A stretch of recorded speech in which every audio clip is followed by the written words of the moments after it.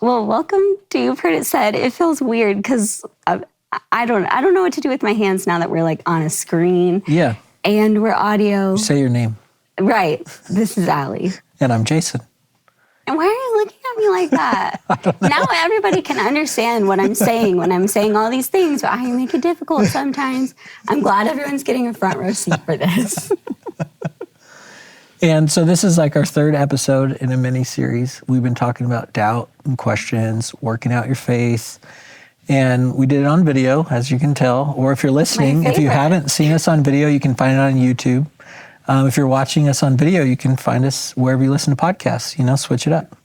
And so today we've got Sam back from the last episode, and we're just going to dig into your story a little bit more. Well, thanks for having me. It's great to be here. For sure. Well, we figured at this point, people may have questions. Like we've talked about doubt, and people may be at the point where they're like, cool, so now how do I rebuild this thing? Mm-hmm. So we figured that your story could help us out. So I wondered if you could just tell us a little bit about your process of what did it look like for you when you started having these questions and rebuilding? Absolutely.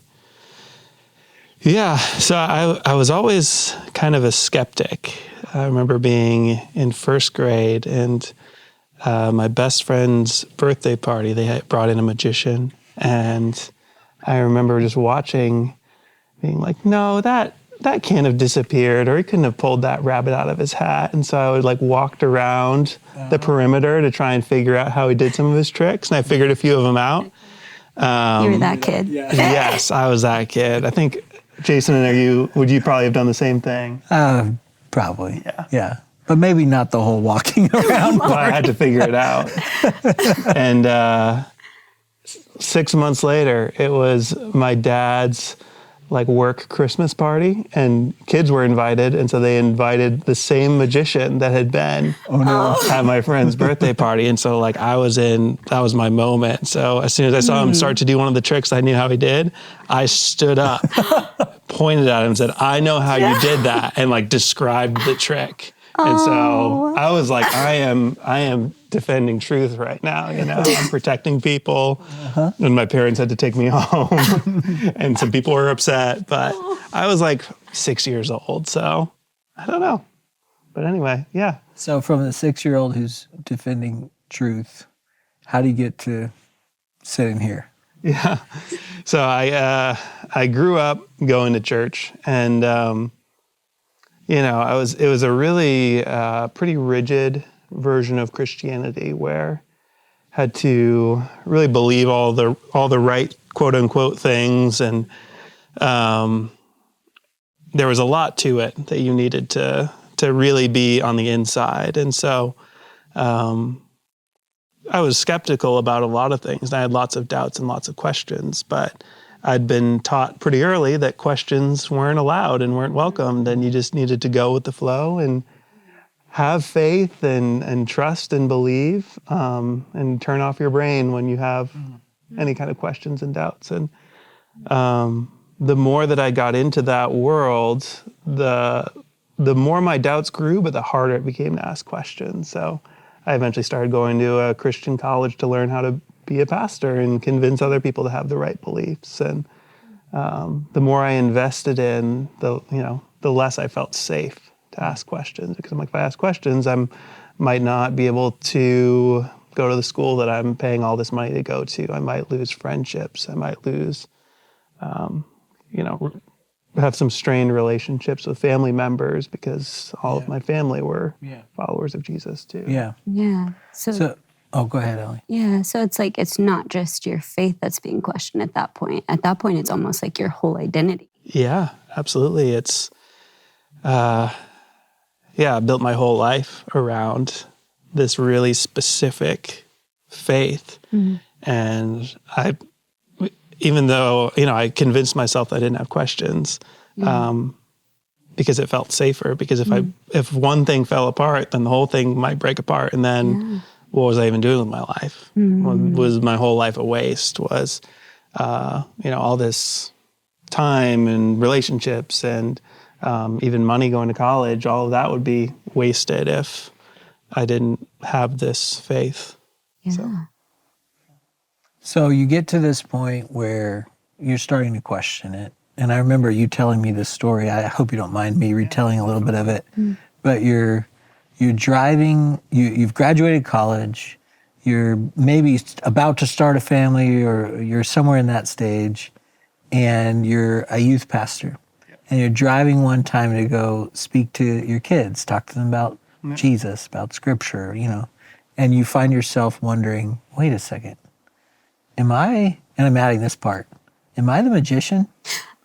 Like, That's good. do I even believe this stuff that I'm about to try to tell them about and convince them of? And 6-year-old Sam is also in the car with you, of like kind of sneaking around the corner, looking behind everything, and you're starting to wonder, does it all add up?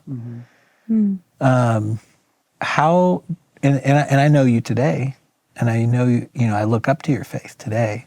So what did that process from it starting to unravel to today look like? What were some of the pieces and steps along that process? Yeah. Like you said, after I graduated, I got a job as a youth pastor. And for a long time, I saw my role as just teaching people to believe the same things that I did. But that style of faith, which was just all about knowing the right things, gave me the excuse to be judgmental and critical of people who didn't believe the same things that I believed, and assume the worst of people, and always putting walls up because I wanted to make sure that I surrounded myself with the right kind of people with the right beliefs. But then I began to meet some different people who had some different beliefs than me, and I had noticed that they lived with this compassion for other people. They lived in a way that they were motivated to help others, not just to share truth with them, but because they genuinely seemed to care about people. And that was, it sounds weird, but that was a new thing for me. And I realized now that what I was seeing people who were doing their best to live and love like Jesus in their world today. And that was just outside of how I thought, I even thought it meant to be a Christian. That's wild. Yeah. I mean, but it's good to admit, but it's crazy. Yeah.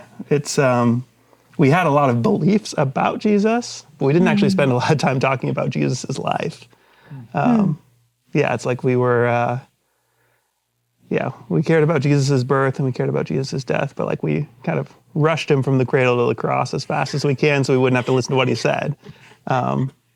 So it was just this really warped version of it. So getting to meet some people who were genuinely doing their best to live like Jesus, really I want to say it was great, but really it felt like it was like an earthquake underneath my faith, because I'm like, this is really refreshing. But to live this way, I would really have to take apart my faith and start over again. So it was a long way into that process, several years into that process of trying to work out how do I make my Christianity more about Jesus. That I got to the place of realizing that my old faith had fallen apart. Everything was different now. It was really emotionally and intellectually really exhausting to get to that place. And so I'm there driving in that car on my way to church to preach about Jesus, and I'm standing in the wreckage of my faith, and I'm like, do I even want to do this anymore? Do I even want to believe in God anymore? Is God even real? If he is, I don't know what he's doing or what he wants me to do next.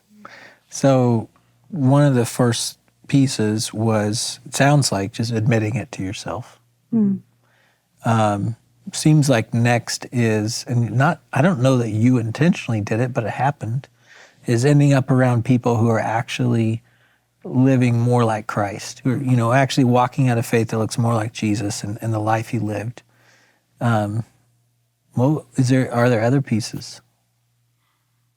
I mean, those were the biggest pieces that caused some anxiety in me, but in a good way, because it helped me to grow and helped me to take apart some of those more unhealthy beliefs that I had. But so So this is, you saying that is reminding me of a time that was similar for me. As I've shared in some of our other conversations, I got to a point where I was asking similar questions like, do I believe this? Any of it, And I had to admit first that to myself, and then my wife was next. And then I started telling other people I worked with. I decided to go to counseling to talk to a professional about some other things. Some were faith-related, some were, everything's faith-related, but you know what I mean. Yeah. There was this moment where I'm on a Zoom call in the middle of like the pandemic when everybody's like staying home. So this guy who's an author, his name is Jonathan Martin. He's also a pastor, and he wrote a book called How to Survive a Shipwreck.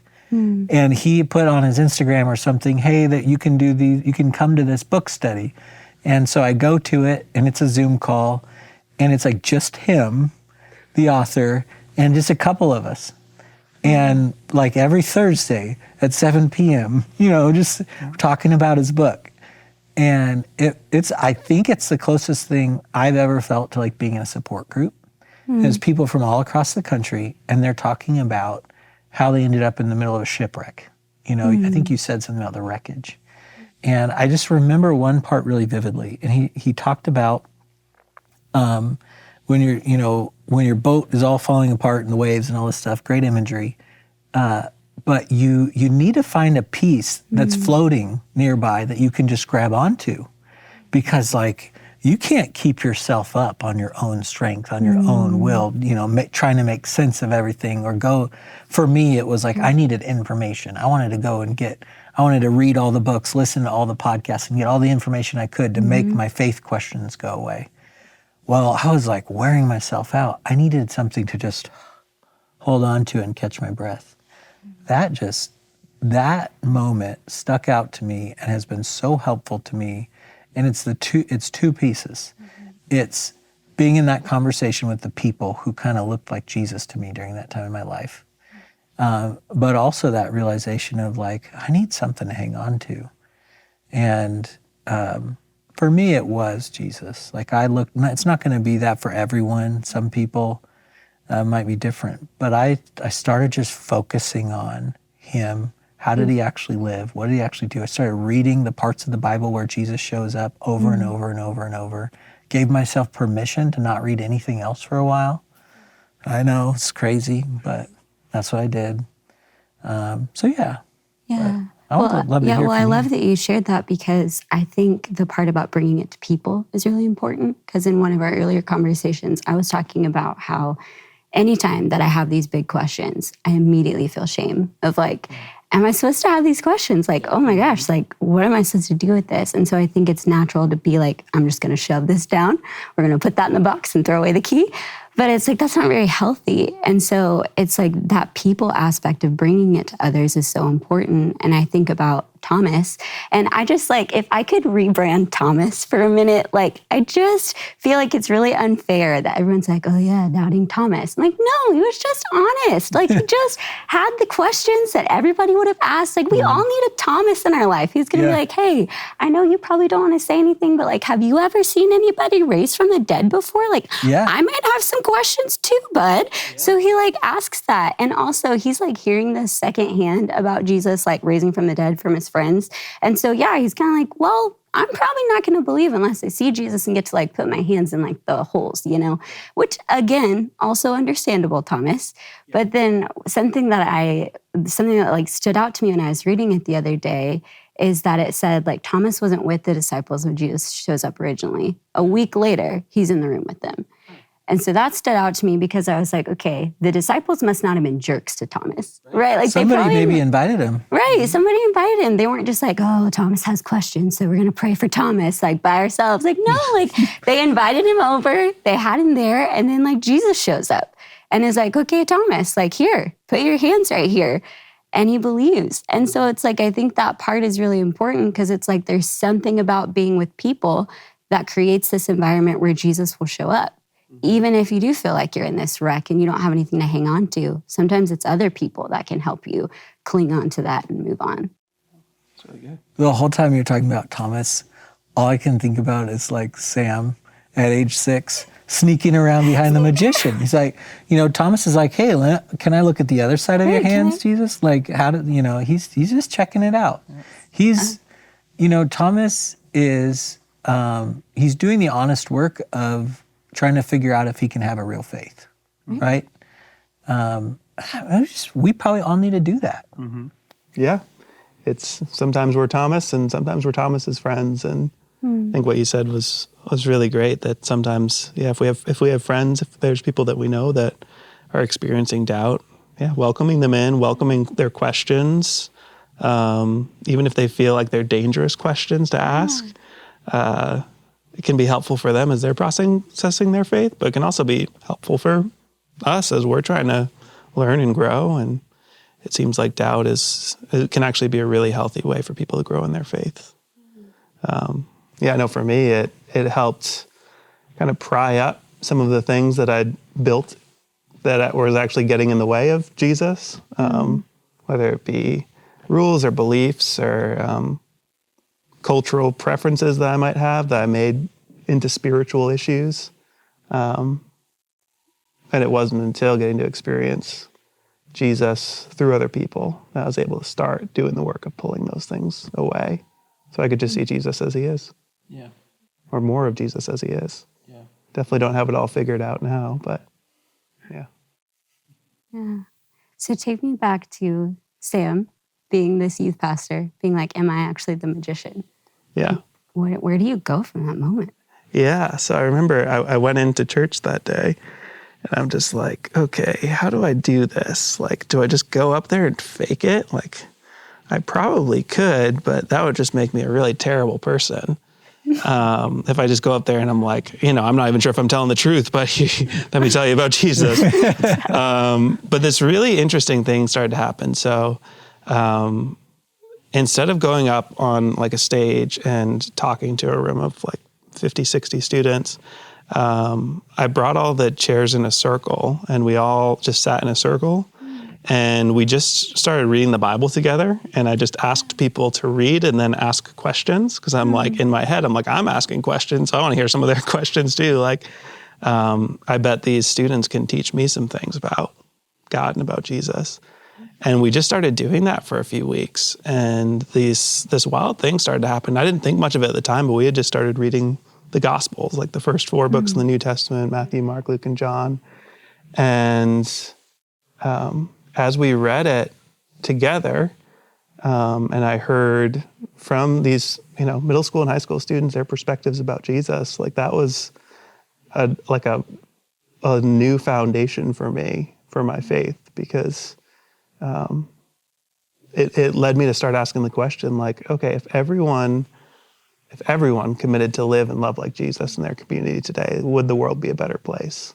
And I could really confidently answer that question, yes. And I didn't need too much faith to believe that, because when you read about how Jesus lived, the people he cared for, the amount of grace he showed for people who messed up and failed, the way that he calls us to forgive everyone, including our enemies, our world needs a lot of all of those things. And what was really amazing was, before, in the years leading up to that, I would teach about the Bible and students would ask questions about how they could learn more about the Bible. But when we started reading it together, they began wanting to like do stuff in the community. Like they began asking questions about how can we go out and help serve other people, like on their own. A group of like several high schoolers started going to the local city and praying with homeless people in the city and talking with them, encouraging them. And they did it on their own. Yeah. And so that was really special to see. Yeah, so it sounds like the question that you started asking was less like, can I get these people to believe everything that I believe? And more about like, can I live and love the way that Jesus did? Mm-hmm. And so what happened when you started changing that question? It was a relief because it was my old way of faith was exhausting. Because it was constantly making sure that I knew the right things and was teaching the right things. But this new way is just about trying to get to know Jesus more and looking for areas of your life that You can be more hospitable to people. You can be more generous. You can be more, kind, forgiving, but not in a legalistic, like you have to do all these things, but in a really grace-filled way, because Jesus is leading you day by day, and he's doing it with love and compassion and not with guilt. Yeah, here's how I'm kind of applying what you're saying to me, that if at some point, and sometimes it does, if at some point my faith starts to feel like a magic show, then I might be missing out on just real life. You know, I'm a dad. I've got 5 kids.